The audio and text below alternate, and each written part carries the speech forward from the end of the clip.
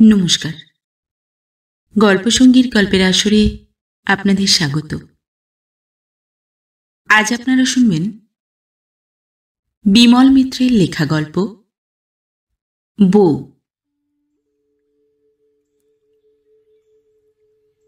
সাধু দেখতে পেলাম আবু পাহাড়ে। নানা রকম সাধু, ৩০০ বছর বয়স কারো, উলঙ্গভাবে ভোলা মহেশ্বর হয়ে গুহায় ধ্যান করছেন। আবার দেখলাম কেউ তানপুরা নিয়ে ধ্রুপদ ধরেছেন এক মণি। পাশে এক শিষ্য পাখোয়াজ বাজাচ্ছে। আবার কোথাও দেখলাম গুহার ভেতর ইলেকট্রিক আলো, রেফ্রিজারেটর, হাতের 10 আঙুলে 10টা হিরে, পান্না, মুক্তোর আংটি, সিল্কের গেরুয়া কাপড় গায়ে, প্লেটে করে আঙুর খাচ্ছেন। পাশে বসে সিন্ধি এক মহিলা শিষ্যা পাখার বাতাস করছেন। দেখবার জিনিসের অভাব নেই আবু পাহাড়ে। তবু সাধু দেখে দেখে সত্যিই আর আশ মেটে না আমার। গাইডকে জিজ্ঞেস করি, আর কোনো সাধু সন্ন্যাসী নেই এখানে? আমার গাইড এমন যাত্রী আগে কখনো দেখেনি। বড় বড় জার্মান, ইংরেজ, ফরাসি ট্যুরিস্টের সার্টিফিকেট আছে তার কাছে। তারা সবাই দিলওয়ারা মন্দির, সানসেট পয়েন্ট, অচ্ছল মহাদেবের মন্দির দেখে বেরিয়েছে। আমি শুধু দেখে বেড়াই সাধু সন্ন্যাসী। ও কি করে জানবে কেন আমার অত আগ্রহ সাধুদের দেখবার জন্যে? কিন্তু যোগানন্দ স্বামীর দেখা আমি আজও পাইনি। হরিদ্বার, বৃন্দাবন, কুম্ভমেলা, পুষ্কর তীর্থ, কেদারনাথ, গোমুখী কিছু আর বাকি রাখিনি। তবু যোগানন্দ স্বামীকে আমার পাওয়া চাই। আমি যে কথা দিয়েছি নীরু বৌদিকে। আজ নয়, আজ থেকে বহু বছর আগে কোথাকার কোন বোয়ালমুড়ি গ্রামের একটি বউয়ের গল্প। এঁদোপড়া গ্রাম। না আছে একটা পোস্ট অফিস, না আছে একটা স্টেশন।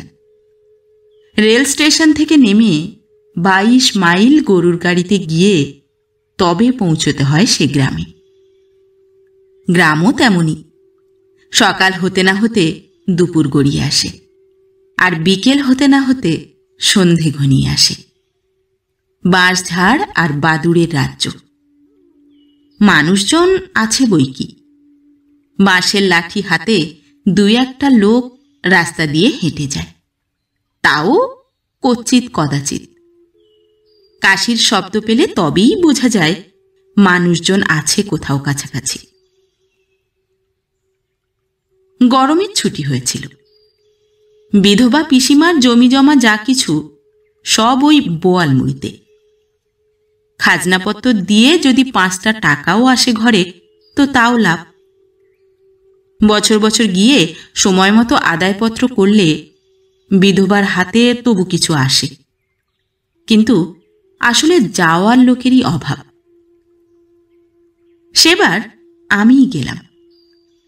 গিয়ে উঠলাম পিসিমার আমলের কাছারি বাড়িতে। রাঙা জ্যাঠাইমা বুড়ো হয়ে গেছে, চোখে দেখতে পায় না। অন্ধ মানুষ উঠোনে রোদে বসেছিল। বললে, থাক থাক বাছা, পায়ে হাত দিতে হবে না। তারপর চিৎকার করে উঠল, বৌমা, বৌমা, কোথায় গেলে? দেখো, যতীনের ছেলে এসেছে। কিন্তু বৌমাকে আশেপাশে কোথাও দেখা গেল না। গোটা কতক ছোট ছেলে মেয়ে কোথা থেকে এসে হাজির হলো সামনে। বললাম, ফটিকদা কোথায়? জ্যাঠাইমা বললে, কাকুর গাছিতে গেছে চোত কিস্তির সময়। বাবুদের বাড়ির কাজে তার খাওয়া নাইবার সময় নেই এখন। গেল শনিবারে, বাড়িই আসতে পারেনি। তারপর একটু থেমে আবার বললে, বৌমা, বৌমা, কোথায় গেলে? যতীনের ছেলে এসেছে দেখো, বৌমা। ছোট মেয়েটা এতক্ষণ দাঁড়িয়ে হাঁ করে দেখছিল আমাকে। তাকে কোলে তুলে আদর করতেই সে ভ্যাঁ করে কাঁদতে শুরু করেছে। সভয়ে নামিয়ে দিয়ে আবার নিজের কাছারি বাড়িতে চলে আসছি। উঠোনের আতা গাছের কাছে আসতেই কে যেন ডাকলে, ঠাকুরপো। পেছন ফিরতেই দেখি দরজার একপাশে মস্ত এক গলা ঘোমটা দিয়ে দাঁড়িয়ে আছেন নীরু বৌদি, হাসি হাসি মুখ। বললে, আমাদের চণ্ডী মণ্ডপটা খালি পড়ে আছে, ওখানেই থাকবেন আপনি। বললাম, কেন, কাছারি বাড়িতেই তো ভালো। নীরু বৌদি বললে, ওখানে মানুষজন থাকে নাকি, সাপ খোপ আছে, আপনি চা খান তো। আধ ঘন্টা বাদে একটা ছোট ছেলে এসে ফালিতে বাঁধা একটা চাবি দিয়ে গেল। বললে, আপনি হাত মুখ ধুয়ে নিন, চা পাঠিয়ে দিচ্ছে মা। প্রথম 2-1 দিন প্রজাদের খবরাখবর দিতেই কেটে গেল। মালোপাড়া, মুসলমান পাড়া, পশ্চিম পাড়া, কৈবর্ত পাড়া সকলকে জানাতে হলো আমি এসেছি। যার কাছে যা আদায় যেন দিয়ে যায় রায়বাড়ির চণ্ডী মণ্ডপে এসে। সারা গাঁয়ের লোক জ্বরে ধুঁকছে, নজর দিয়ে দেখাও করে গেল কেউ কেউ। সবাই বললে, এবার মা ঠাকুরনকে এই নিয়েই রেহাই দিতে বলবেন হুজুর। জর্জারির জন্যে এবার আমরা ক্ষেত খামার দেখতেই পারিনি, বিলের কলমি শাক খেয়েই বেঁচে আছি, শুধু হাতে কিছু নেই হুজুর। রাঙা জ্যাঠাইমা শুধু এক জায়গায় বসে থাকে দিনরাত। চণ্ডী মণ্ডপ থেকে শুনতে পাই বুড়ি চিৎকার করে বলছে, বৌমা, বৌমা, বলি গেলে কোথায়, আমাকে ঘরে তুলে দাও, রোদে পিঠ পুড়ে গেল যে। মণি এসে ডাকে, কাকাবাবু খেতে আসুন, মা ভাত দিয়েছে। খেতে বসে রাঙা জ্যাঠাইমা দূর থেকে বলে, কি দিয়ে এইবার খাবে বাবা তুমি, দুধ নেই, মাছ নেই, পোড়া দেশে আকাল পড়েছে একেবারে। আমার চোখ গিয়ে সংসার একেবারে 9-6 হয়ে গেল বাবা, কেবল অপচ নষ্ট হচ্ছে সব। তারপর আবার বলে, ফটিক বলে, মা তুমি চুপ করে বসে থাকো এক জায়গায়, তোমার কিচ্ছু করতে হবে না।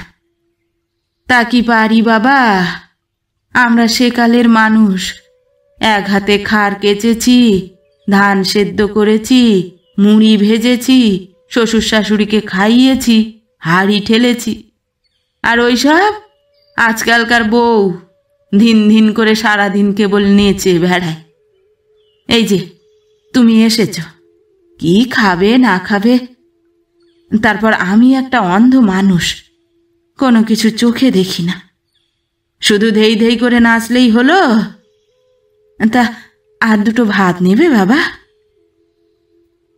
তারপর হঠাৎ চিৎকার করে ওঠে, বলে, বৌমা, বৌমা কোথায় গেলে, বলি ও বৌমা। সারা দিন রাত রাঙা জ্যাঠাইমা বৌমাকে ডাকে।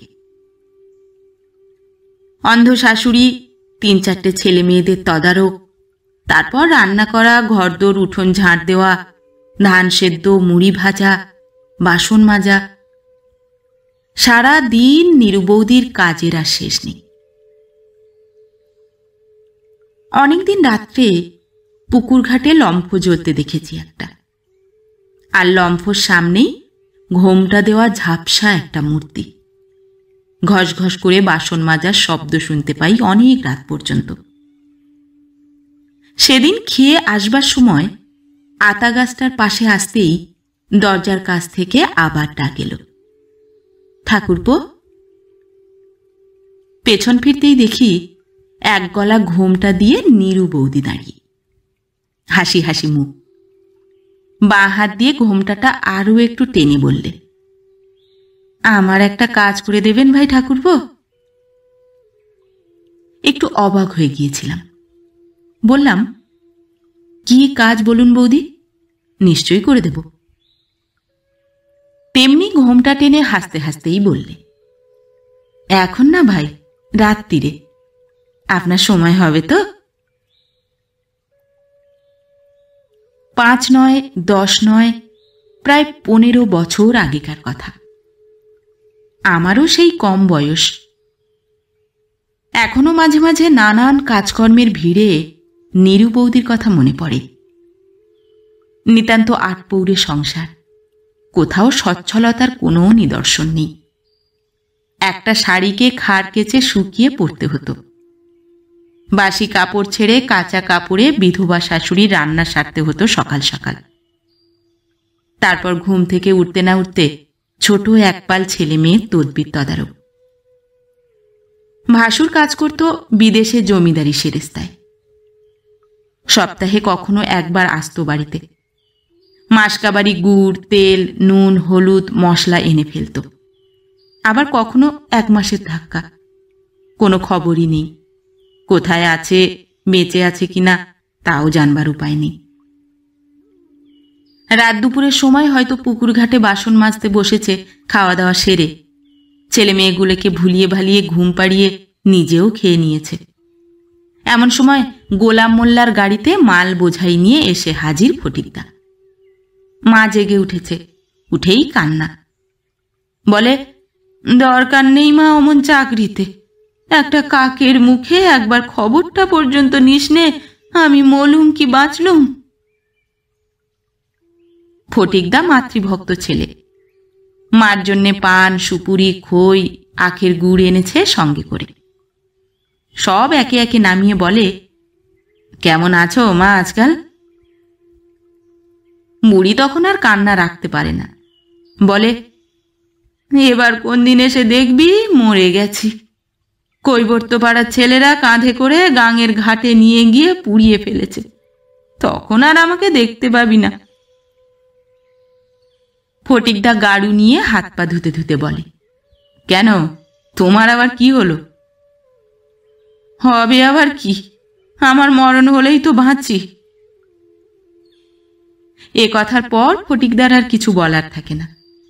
নিজের মনেই একবার জিজ্ঞেস করে, মালোপাড়ার কেদার সর্দার কেমন আছে মা?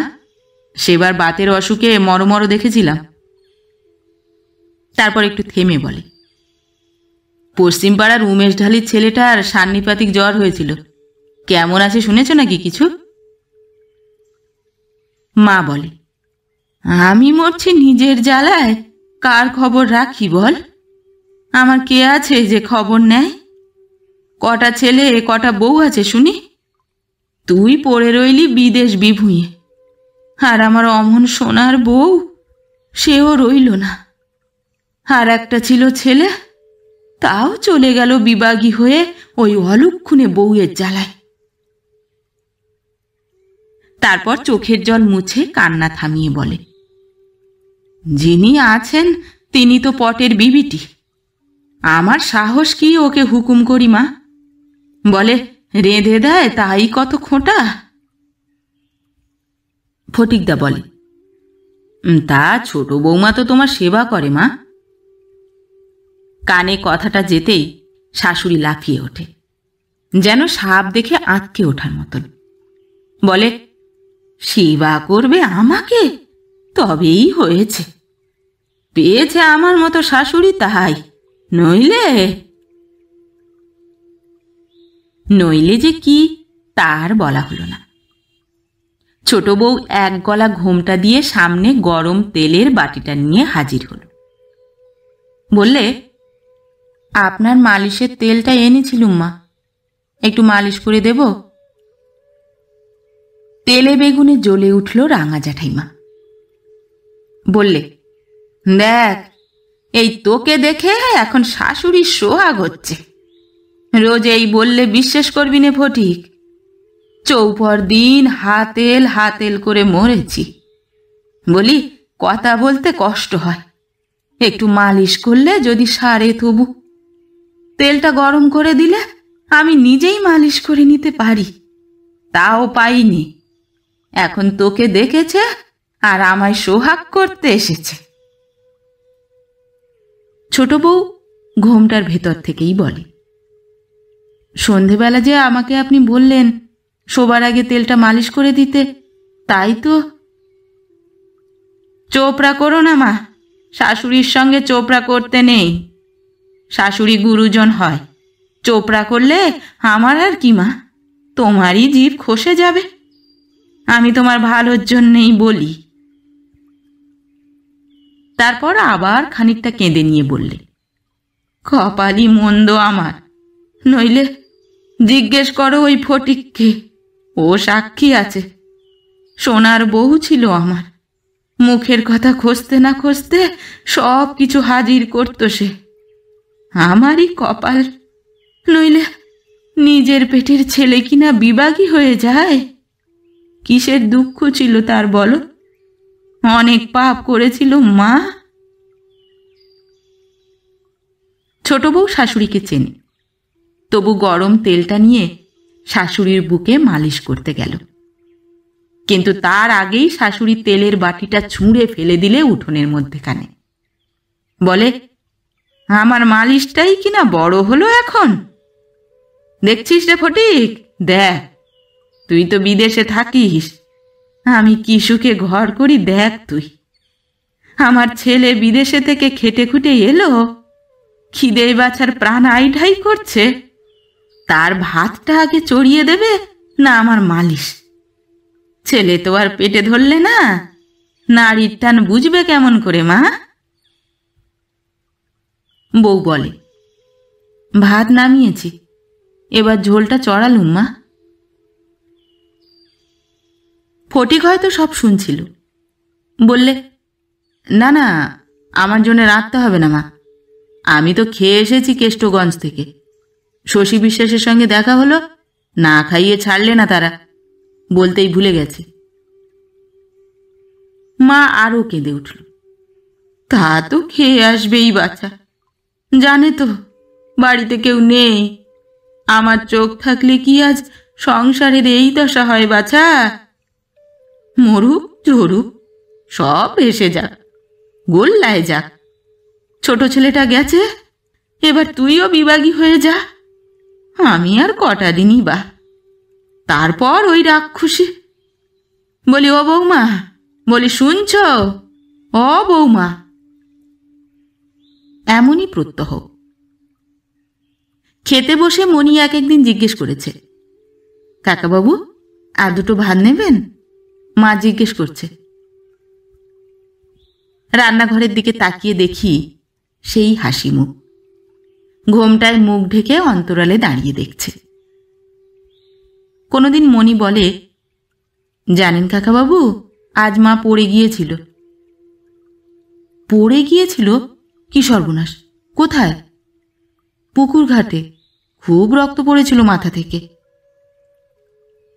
শুনে স্তম্ভিত হয়ে গেলুম। কে ওষুধ দিলে? খুব লেগেছে? না না, মার কি লাগে? মা কি ছোট ছেলে নাকি? মা কি কাঁদে খুকুর মতন? শুধু হাসতে লাগলো। মা বললে, ঠাকুমাকে বলিসনি কিছু? আমি ঠাকুমাকে কিছু বলিনি, শুধু গাঁদা ফুলের পাতা এনে দিলুম মল্লিকদের বাগান থেকে। মা থেতো করে টিপে লাগিয়ে দিলে কপালে। কদিন আর ছিলাম বোয়ালমুড়িতে, সেখানে সেই আমার প্রথম আর শেষ যাওয়া। সেই বাঁশঝাড় আর বাদুড়ের রাজ্যে, বাত আর সান্নিপাতিকের পীঠস্থান, দারিদ্র্য আর লাঞ্ছনার কেন্দ্রভূমি। কিন্তু বোয়ালমুড়ি গ্রামের রায়বাড়ির সেই চরিত্রটির কথা আজও ভুলতে পারিনি। নীরু বৌদি আমাকে আজীবন অনুসরণ করে চলেছে। চোখ বুঝলেই সেই হাসি যেন কানে শুনতে পাই।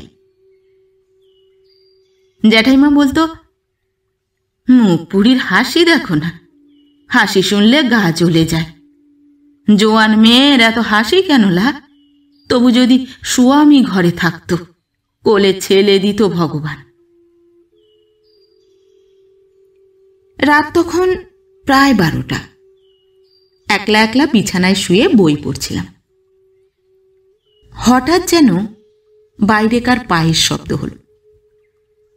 নীরু বৌদির গলা শোনা গেল, ঠাকুরপো, ঠাকুরপো কি ঘুমিয়ে পড়লেন নাকি? শশব্যস্তে উঠে দরজা খুলে দিলাম। বললাম, আসুন আসুন বৌদি, এত রাত হলো, আমি তো ভাবলাম আর এলেন না বুঝি। নীরু বৌদি বললে, এই তো এখন ছাড়া পেলাম ভাই। বাসন মেজে ঘষে মুছে, রান্নাঘর ধুয়ে, খুকুর কাঁথা বদলে, শাশুড়ির মাথার কাছে জলের ঘটি রেখে তবে আসছি। কাজ কি কম ভাই? বলে হাসতে লাগলো নীরু বৌদি।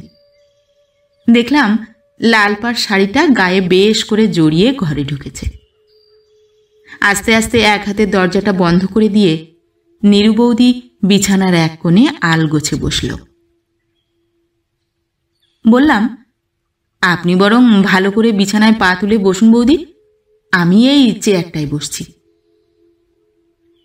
নীরু বৌদি বললে, তবেই হয়েছে, এত খাতির আর করে না আমাকে।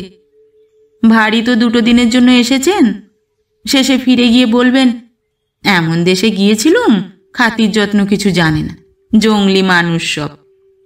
বাড়ি গিয়ে বোয়ালমুড়ির নিন্দে করবেন তো খুব। তা বলে আপনার নিন্দে কিন্তু কেউ করতে পারবে না, তা আমি বলে দিচ্ছি বৌদি। নীরু বৌদি বললে, আপনাদের তো মুখের কথা, আপনাদের খুব চেনা আছে। কলকাতার লোক কি কম নাকি? কলকাতার লোকেরা বুঝি খুব খারাপ বৌদি? নীরু বৌদি গালে হাত দিয়ে হাসতে লাগলো। ও মা, আমি কি তাই বললুম নাকি? আমি আবার কখন খারাপ বললুম আপনাকে? আমি বলে কত ভাবছি, আপনার হয়তো খেয়ে পেট ভরছে না। কি দিয়ে যে রোজ ভাত দিই তাই ভেবে পাই না। এক মুহূর্তে মুখের ভাব বদলে গেল নীরু বৌদির। দূরে বাঁশঝাড়ের আড়াল থেকে একটা শেয়াল ডেকে উঠল। তারপর একসঙ্গে অনেকগুলো শেয়ালের সমবেত কণ্ঠ। চকিতে যেন নীরু বৌদির সম্বিত ফিরে এলো। বললাম, কই আপনার কাজের কথাটা তো বললেন না? নীরু বৌদি বললে, আপনাকে একটু কষ্ট দেব ভাই, কিছু মনে করবেন না তো?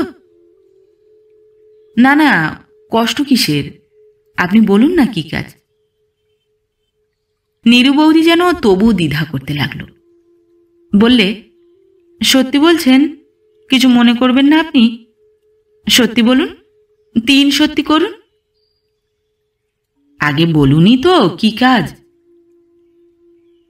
নীরু বৌদি বললে, না ভাই, কাউকে আমি কষ্ট দিতে চাই নে। কষ্ট দিলে তো আমারই লোকসান। বলুন, পরকে কষ্ট দিলে তো পরের জন্মে আমাকেই কষ্ট পেতে হবে। আর কেউ না জানুক, চিত্রগুপ্তের খাতায় তো সব হিসেব লেখা থাকবে।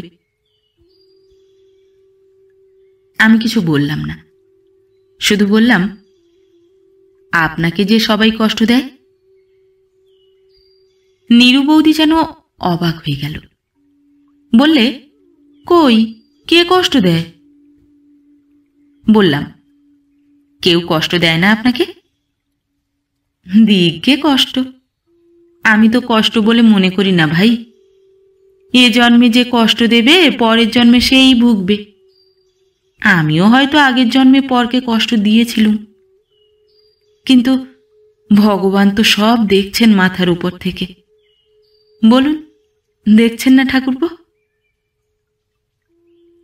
সেদিন ভগবানের অস্তিত্ব নিয়ে হয়তো তর্ক করতে পারতাম, কিন্তু নীরু বৌদির সামনে বসে আমার সমস্ত বিশ্বাস, অবিশ্বাস, সন্দেহ, দ্বিধা কোথায় যেন অন্তর্ধান করে গেল এক নিমেষে। সেই মধ্যরাত্রির অন্ধকার পরিবেশে চারিদিকের বাঁশঝাড় আর বাদুড়ের পীঠস্থানে এক স্বল্প আলোকিত চণ্ডীমণ্ডপের ভেতর বসে নীরু বৌদির সঙ্গে তর্ক করবার দুষ্প্রবৃত্তি আমার হলো না কেন, তার কারণ হয়তো ভূভারতে কেবল আমিই জানি। হঠাৎ নীরু বৌদি বললে, যাক, কাজের কথাটা বলি ভাই এবার। বলেই সেমিজের ভেতর থেকে একটা 3 পয়সা দামের জোড়া পোস্টকার্ড বার করল নীরু বৌদি। বললে, রাধুর মাকে দিয়ে এই পোস্টকার্ডখানা কিনে এনেছিল, কিন্তু লেখার অভাবে এতদিন পড়ে আছে শুধু। এতে একটা চিঠি লিখে দেবেন ভাই। পোস্টকার্ডখানার চেহারা দেখে আরও অবাক হয়ে গেলাম। বহুদিন অব্যবহৃত থাকায় ধুলো ময়লা পড়ে কালো হয়ে গেছে। এখন লিখতে গেলে কালি চুপসে যাবে। বললাম, কবেকার কেনা এটা? ক বছর আগে? ক বছর তা কি মনে আছে? আমি যদি লেখাপড়াই জানবো তো তাহলে আমার ভাবনা।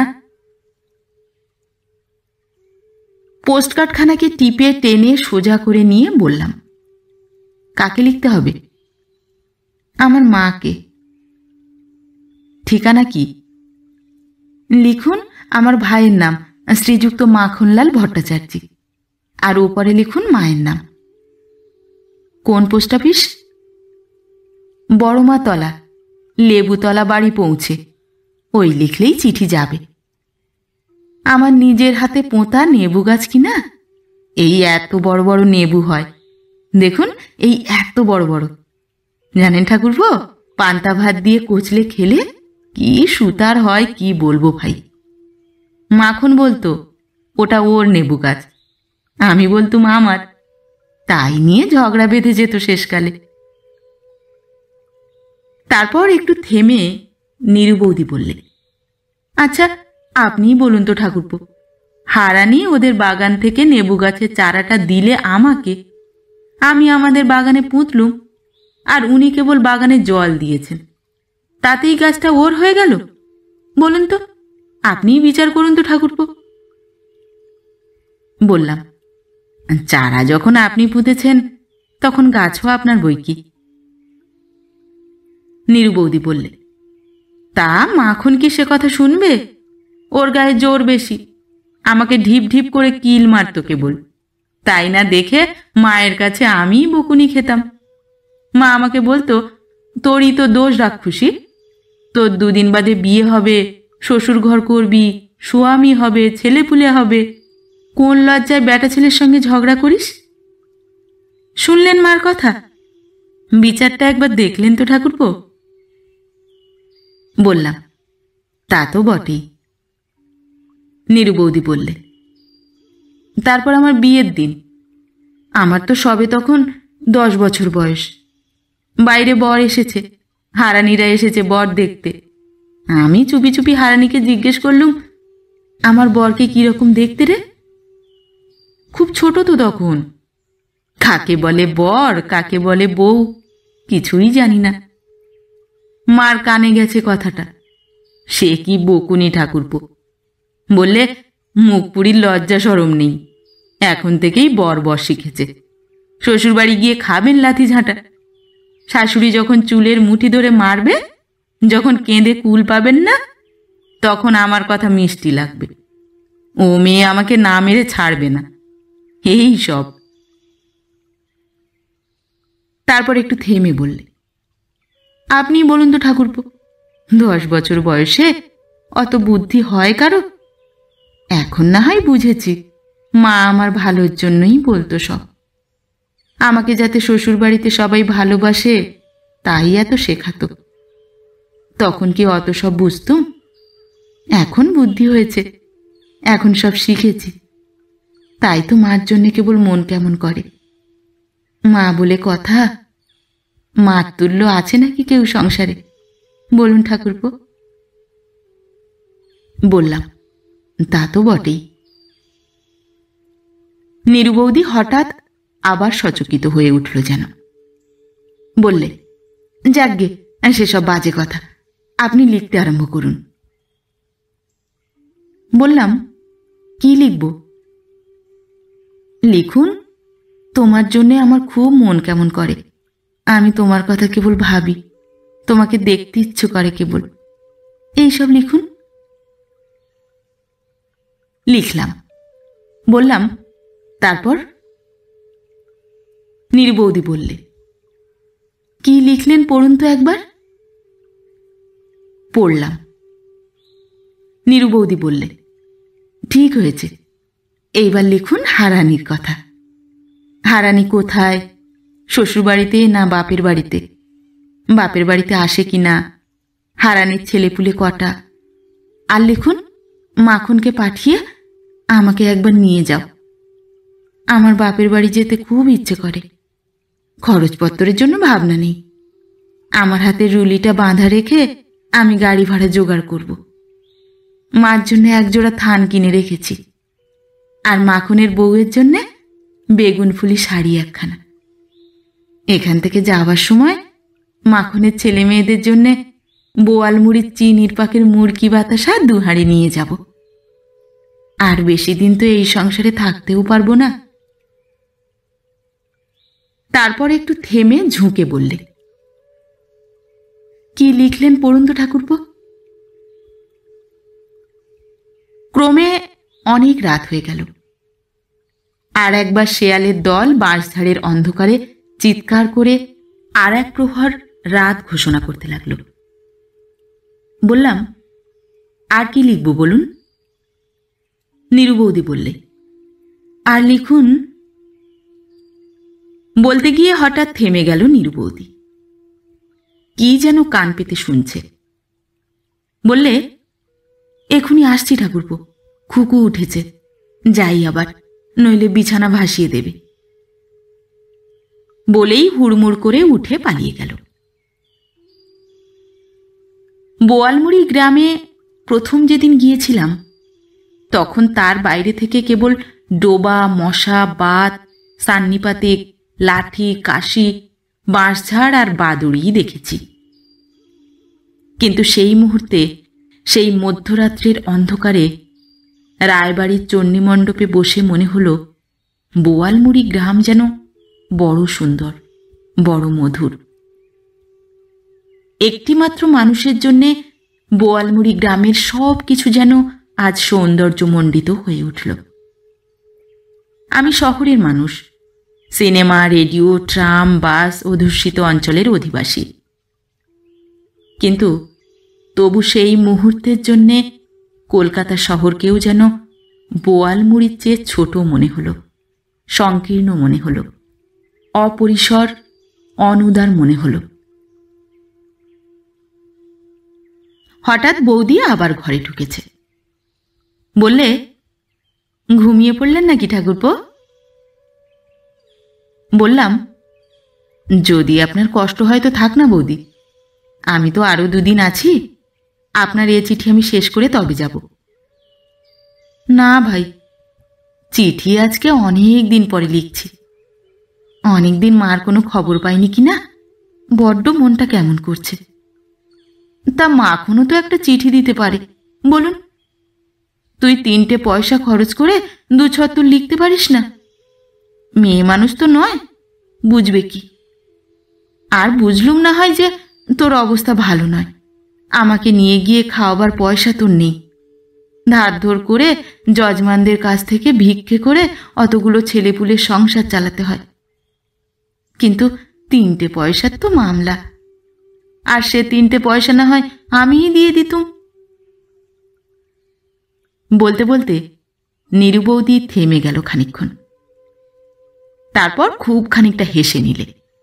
বললে, আসলে তা নয়, আসলে কি জানেন ঠাকুরপো? আসলে কি? আসলে অভিমান হয়েছে আমার উপর। আপনার উপর অভিমান? হ্যাঁ, আসলে অভিমান ছাড়া আর কিছু নয়। আমার শ্বশুরবাড়ির অবস্থা ভালো, ভাসুর জমিদারি সেরেস্তাতে কাজ করেন, আমার হাতে সংসার খরচের টাকা। জানে তো সব তারা, আমি কেন পাঠাই না কিছু তাদের সংসারে। এই হয়েছে আসল ব্যাপার, জানেন? তা আপনি তো দেখছেন ঠাকুরপো রায়বাড়ির অবস্থা। যখন বলবোলা অবস্থা ছিল তখনকার কথাই ছিল আলাদা, কিন্তু এখন তো দেখছেন কি দিয়ে আপনাকে ভাত দিই তার ভাবনাতেই অস্থির আমি। গুড়মুড়ি দিয়ে ছেলে মেয়েদের না হয় ভোলালুম, কিন্তু ওই বুড়ো মানুষ শাশুড়ি, ওকে কি করে বোঝাই বলুন তো? উনি তো কিছু বুঝবেন না। আর আমার নিজের সংসার বলতে তো কিছু নেই, বলুন আছে? বললাম, কেন নেই কেন বলছেন বৌদি? আপনার ভাসুরের ছেলে মেয়েরাই তো আপনার নিজের ছেলে মেয়ের মতন, তারা তো আপনাকেই মা বলে ডাকে। তা হোক, হাজার হলেও পেটের ছেলে আর পরের ছেলে সে তো আর এক জিনিস নয়। আমার যা যখন ছিল বলতো, তুই বেশ আছিস, ঝাড়া ঝাপটা, কোনো ঝামেলা নেই। কিন্তু সেই যাই বা এখন কোথায় গেল, আর আমিই বা কোথায়? ওদের নিয়েই তো আমার সংসার এখন। আমার ভাসুর তো শুধু এসে দেখে যান মাসে মাসে, আর টাকা পাঠিয়ে দেন, কিন্তু ঝামেলা তো আমাকেই পোয়াতে হয় সব, তা সে জায়ের ছেলেই হোক আর নিজের ছেলেই হোক। বললাম, কিন্তু মার কাছে যে যাবেন বলছেন, এদেরও কি নিয়ে যাবেন সঙ্গে? না হলে ওদের দেখবে কে? নীরু বৌদি কেমন যেন ম্রিয়মান হয়ে গেল।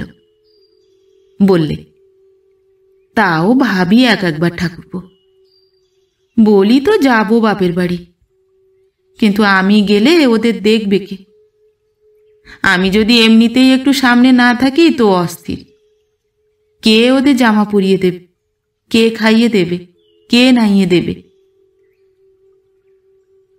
তারপর একটু থেমে নীরু বৌদি বললে, বয়ে গেল আমার, কে ওদের কথা ভাবে? দেখছেন তো ঠাকুরপো এই সংসারের অবস্থা, যার যার তার তার। ওরা যখন বড় হবে তখন তো বুঝবে আমি ওদের কে। কেউই নই বলতে গেলে। বলতে বলতে হঠাৎ থেমে বৌদি বললে, খুকু কাঁদছে না? আমিও কান পাতলাম, বললাম, কই, কেউ তো কাঁদছে না। ওই দেখুন, ওই রকম কেবল হয় আমার। মনে হয় ঘুমোতে ঘুমোতে যদি খুকু খাট থেকে পড়ে যায়। রাত্রিরে ঘুম নেই, দিনে শান্তি নেই। আমার যা মরে গিয়ে আমায় একেবারে আষ্টে পৃষ্ঠে বেঁধে রেখে দিয়ে গেছে ভাই। আমি এ সংসার থেকে পালাতে পারলে বেঁচে যাই, মনে হয় যেখানে দু চোখ যায় যাই পালিয়ে। কিন্তু ওই ছেলেরা, ওই অন্ধ মানুষ বুড়ি শাশুড়ি, সামনে তো দেখছেন আমাকে কত বকুনি। একটু চোখের আড়াল হলেই ডাকবেন, বৌমা বৌমা, ও বৌমা। ওর মুখে বুড়ো বয়সে একটা ভগবানের নাম পর্যন্ত নেই, রাধাকেষ্টর নাম নেই, কেবল হা বৌমা আর হা বৌমা। বৌমা যেন হয়েছে ওর জপ তপ। হঠাৎ নীরু বৌদি বললে, যাগ্গে বাজে কথা, দুদিনের জন্য আপনি এসেছেন আর আপনাকে নিজের কথা শুনিয়ে যত কষ্ট দেওয়া। ছি ছি, আপনারও ঘুম হলো না? বললাম, আমার আর কি এমন কষ্ট? আপনাকে তো সেই ভোর রাত্রিরে উঠতে হবে আবার। নীরু বৌদি তেমনই হাসতে হাসতে বললে, আমার কথা ছেড়ে দিন ভাই ঠাকুরপো, আমি তো পুকুর ঘাট, গোবর নিকোনো আর রান্নাঘর এইসব নিয়েই ভূতের ব্যাগার খেটে মরবো সারা জীবন। অথচ কার যে সংসার আর কে যে খেটে মরে তারই কোনো হিসেব নিকেশ হলো না আজ পর্যন্ত। তা যাক, চিঠিখানা একবার সমস্তটা পড়ুন তো, কি লিখলেন শুনি। সমস্তটাই পড়লাম। নীরু বৌদি ঝুঁকে পড়ে মন দিয়ে সমস্তটা শুনলে। তারপর চিঠিখানা নিয়ে উঠল, উঠে ঘোমটাটা ভালো করে টেনে দিলে মাথায়। বললে, অনেক রাত করে দিলুম আপনার, মনে মনে গালাগালি দিচ্ছেন তো খুব। ছি ছি, আপনার মতো একজন বৌদি পেলাম, লাভ তো আমারই। লাভ যা বুঝতে পারছি, একদিন মনের মতো করে ঠাকুরপোকে খাওয়াবো সেই ক্ষমতাই ভগবান দিলেন না। কি আর বলবো। কটা বাজলো দেখুন তো আপনার ঘড়িতে। ঘড়ি দেখে বললাম, 2টো বাজতে। উফ, কত অপরাধী যে করছি, আমার পাপের আর শেষ নেই সত্যি। আচ্ছা, আসি ভাই। বলে নীরু বৌদি ঘরের বাইরেই চলে যাচ্ছিল। হঠাৎ ফিরে দাঁড়িয়ে বললে, মণি বলছিল আপনি নাকি আসছে মঙ্গলবার চলে যাচ্ছেন। হ্যাঁ, আর কতদিন আপনাকে কষ্ট দেব। ইস, ভারী কষ্ট দিচ্ছেন। এমনি কষ্ট মাঝে মাঝে দিলে তবু তো বাঁচি, তারপর যখন বিয়ে থা করবেন তখন তো বোয়ালমুড়ির কথা একেবারে ভুলেই যাবেন। কি জানি কি হলো আমার। বললাম, না বৌদি, কত দেশেই তো ঘুরি, হরিদ্বার, মথুরা, বৃন্দাবন, কাশী, গয়া, কিন্তু বোয়ালমুড়িতে এসে যে লাভ হলো তা কোথাও হয়নি বৌদি। নীরু বৌদি বোধহয় হাসতেই যাচ্ছিল, কিন্তু হঠাৎ হাসি থামিয়ে বললে, আচ্ছা ঠাকুরপো, একটা কথা বলি। আপনি তো অনেক জায়গায় ঘুরেছেন না ভাই, অনেক তীর্থস্থান? বললাম, হ্যাঁ, পিসিমাকে নিয়ে অনেক জায়গায় তো ঘুরতে হয়েছে। নীরু বৌদি বললে, মথুরা গেছেন? কাশী, বৃন্দাবন, জগন্নাথ ক্ষেত্র? হ্যাঁ। ওখানে অনেক সাধু সন্ন্যাসী আছেন না? তা আছে হয়তো, কেন বলুন তো? নীরু বৌদি যেন একটু থতমত খেয়ে গেল। বললে, না, এমনি বলছিলাম, তীর্থক্ষেত্রেই তো সাধু সন্ন্যাসীদের ভিড় হয়। হঠাৎ নীরু বৌদির চোখের দিকে চেয়ে যেন কেমন অবাক হয়ে গেলাম। মুখের সেই হাসি যেন কোথায় মিলিয়ে গেছে। নীরু বৌদির এ চেহারা যেন আমারও অচেনা। নীরু বৌদি যেন এখন আর মেয়ে নয়, মা নয়, গৃহিণী নয়, এমনকি বৌদিও নয়। হঠাৎ যেন নীরু বৌদি এক নিমেষে এক নারীতে রূপান্তরিত হয়ে গেছে। আর শুধু নারীও নয়, যেন বধূ, বউ, কোনো এক বিবাগীর বউ। এতদিনের মধ্যে এমন রূপ যেন আজ প্রথম দেখলাম। একটু অন্যমনস্ক হয়ে গিয়েছিলাম। কখন নীরু বৌদি ঘর থেকে বেরিয়ে গিয়েছিল দেখতে পাইনি। দেখতে পেলাম যখন একটু পরেই আবার ফিরল। হাসতে হাসতে বললে, এই দেখুন ঠাকুরপো, আমার মাথার ঠিক নেই, আমি আর এ চিঠি কাকে দিয়ে ডাকি ফেলব। বরং এটা আপনার কাছেই থাক। আপনি যখন সকালবেলা পোস্ট অফিসের দিকে যাবেন, এ চিঠিখানা ডাকবাক্সে ফেলে দেবেন। চললুম ভাই, ঘরে আবার শাশুড়ির গলা পাচ্ছি। বলতে গেলে জীবনে সেই আমার নীরু বৌদির সঙ্গে প্রথম এবং শেষ সাক্ষাৎ। আজ নীরু বৌদি বেঁচে আছেন কিনা তাও বলতে পারবো না। ফটিকদার অন্ধ মা, নীরু বৌদি সেই দজ্জাল শাশুড়ি, তিনিও বেঁচে আছেন কিনা তাও বলতে পারবো না। কারণ বোয়ালমুড়ির সঙ্গে আমার সমস্ত সম্পর্ক শেষ হয়ে গেছে পিসিমা মারা যাওয়ার সঙ্গে সঙ্গে। কিন্তু নীরু বৌদির সঙ্গে তার মায়ের যে আর দেখা হয়নি তা আমি আজও সঠিকভাবেই বলে দিতে পারি। আসলে সেদিনকার সেই অত রাত জেগে লেখা চিঠিটা আমি শেষ পর্যন্ত ডাকবাক্সেই ফেলিনি। কারণ ফেলতে আমার মানা ছিল, ফটিকদাই মানা করেছিল আমাকে। আজ সেই ঘটনাটি বলি। পরদিন ভোরবেলা, তখনও ভালো করে জাগিনি, একটা গরুর গাড়ি এসে দাঁড়ালো রায়বাড়ির চণ্ডীমণ্ডপের সামনে। দরজা খুলে দেখি ফটিকদা। জমিদারি সেরেস্তার কাজ সেরে প্রচুর মালপত্র নিয়ে রাত থাকতেই এসে পড়েছে। জামাটা গায়ে দিয়ে সকাল সকাল চিঠিটা ডাকে দেব বলে বেরিয়ে পড়েছিলাম। ফটিকদা বললে, ভায়া যে? বললাম, এখন এলেন? গুড়ের নাগড়ি, কুলো, ডালা, মানকচু, নারকেল কাঁদি, নানা রকমের জিনিস বোঝাই। তারই তদারক করতে ব্যস্ত ফটিকদা। তবু বললে, কেমন আদায়পত্র হচ্ছে ভায়া? তারপর একটু থেমে বললে, প্রাতভ্রমণ করতে চললে বুঝি?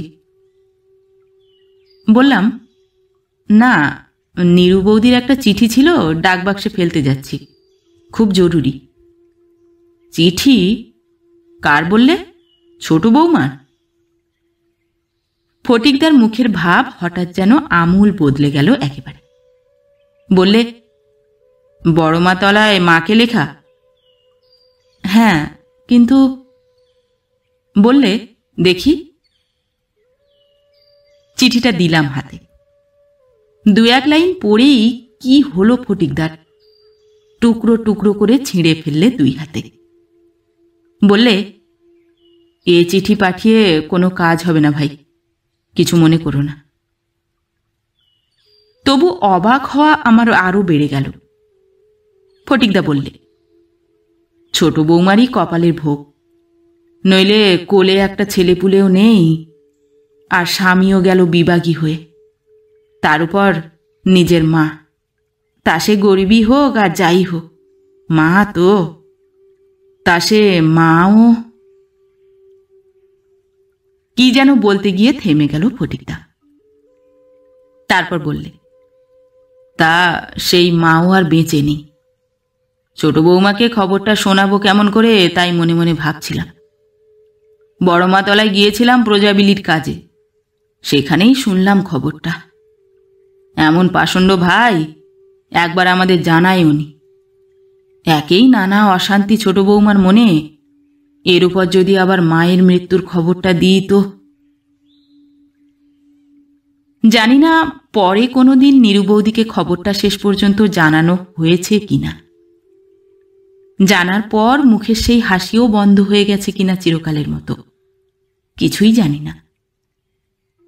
বোয়ালমুড়ি থেকে চলে আসবার দিন ইচ্ছে হয়েছিল নীরু বৌদির সঙ্গে একবার দেখা করে আসব। অনেকবার সুযোগও খুঁজেছিলাম, কিন্তু ভাসুর বাড়িতে থাকায় সে সুযোগ আর হয়নি। শুধু কানে এসেছিল শাশুড়ির সেই গলা, অ বৌমা, বলি শুনতে পাচ্ছ? অ বৌমা।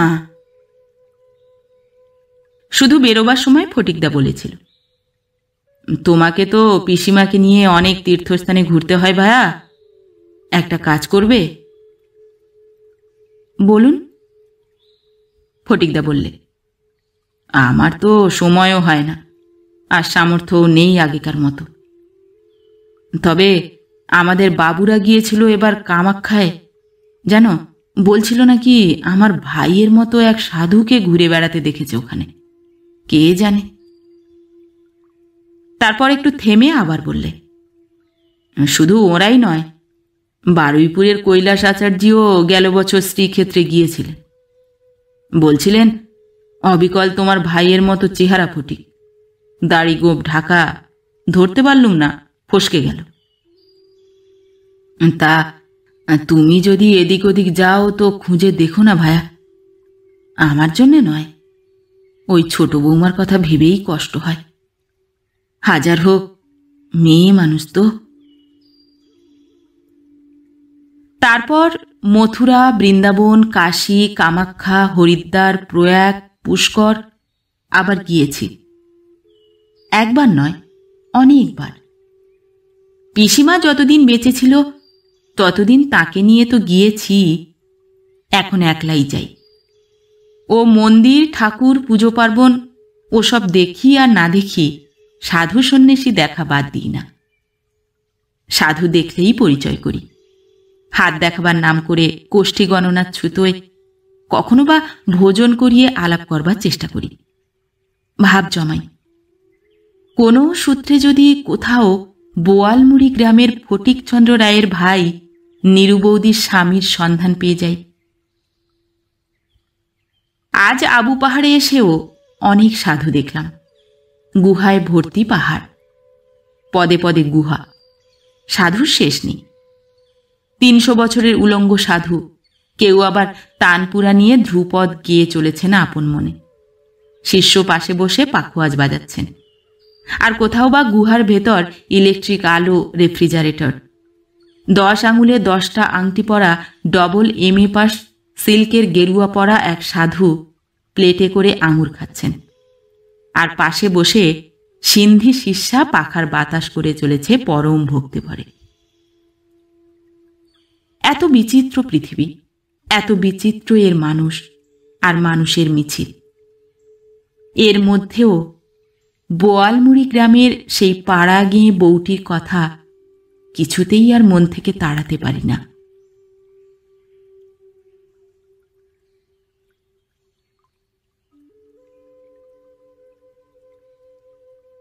নমস্কার। নতুন আরেকটি গল্প নিয়ে খুব শিগগির ফিরে আসছি। ততক্ষণ সবাই ভালো থাকবেন, সুস্থ থাকবেন। গল্প পাঠ কেমন লাগলো অবশ্যই কমেন্ট করে জানাবেন এবং ভিন্ন ভিন্ন স্বাদের অডিও স্টোরি শোনার জন্য যারা এখনও চ্যানেলটি সাবস্ক্রাইব করেননি তারা অবশ্যই চ্যানেলটি সাবস্ক্রাইব করবেন। ধন্যবাদ।